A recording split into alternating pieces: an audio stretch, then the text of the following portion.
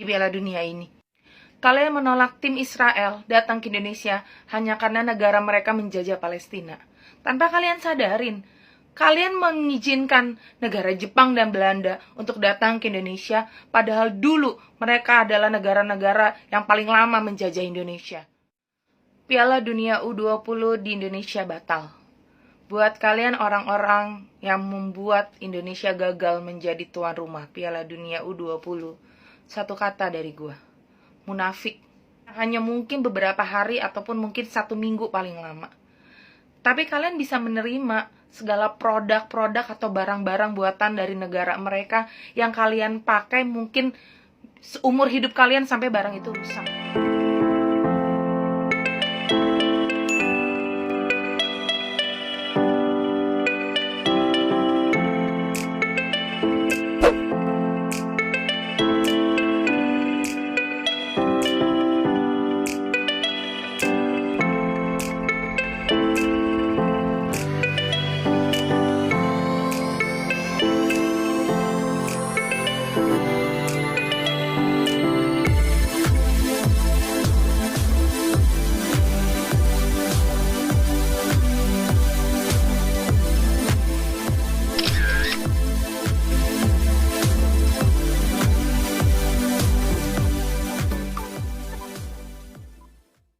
Halo teman-teman, berjumpa kembali lagi bersama saya di Louis EC Reaction.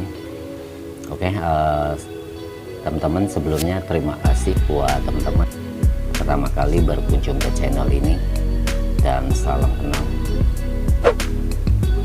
Oke teman-teman, di video kali ini dimana kita akan mendengar luapan kekecewaan dan nasihat bijak dari seorang mak-mak yang cerdas.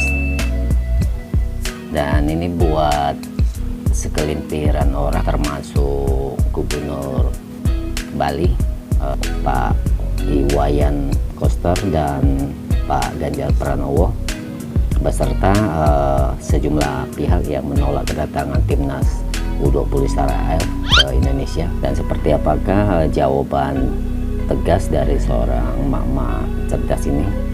Dan pastinya jawaban ini sangat menusuk telak ya kepada sejumlah orang yang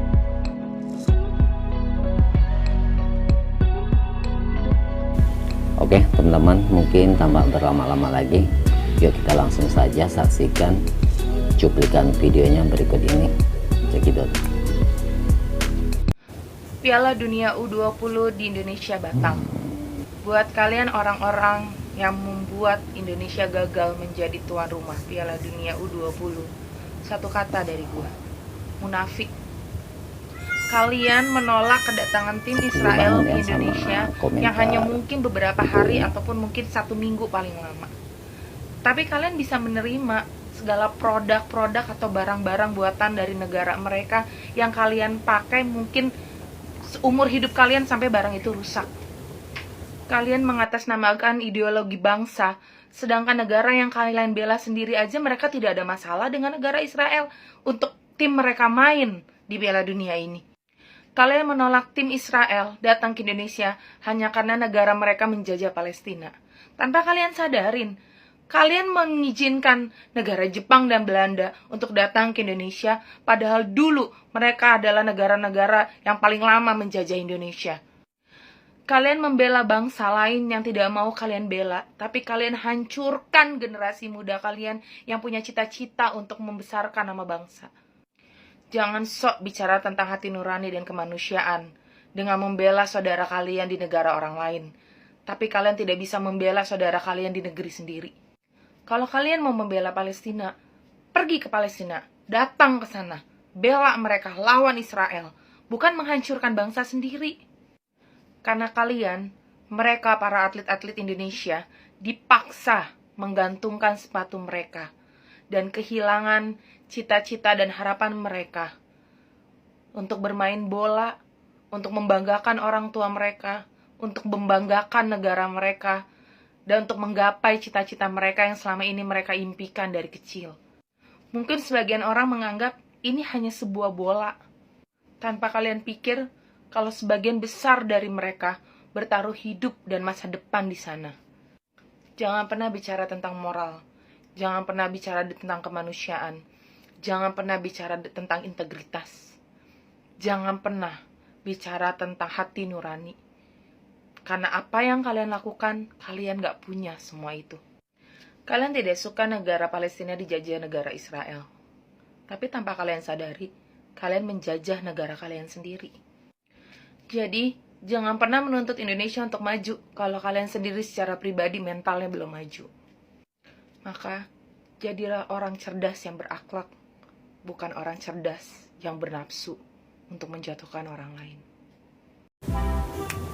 Oke, teman-teman, barusan kita saksikan bersama-sama jawaban tegas di mana seorang mama cerdas ini mengajari sejumlah pihak termasuk Gubernur Iwayan Koster dan Gubernur Jawa Tengah Jarod Pranowo, dan ini menurut saya pribadi sangatlah tidak bijak ya. Seharusnya kita tetap memegang teguh ideologi negara, tetapi jangan pula kita mengorbankan timnas U20 kita ini akhirnya dikorbankan ya.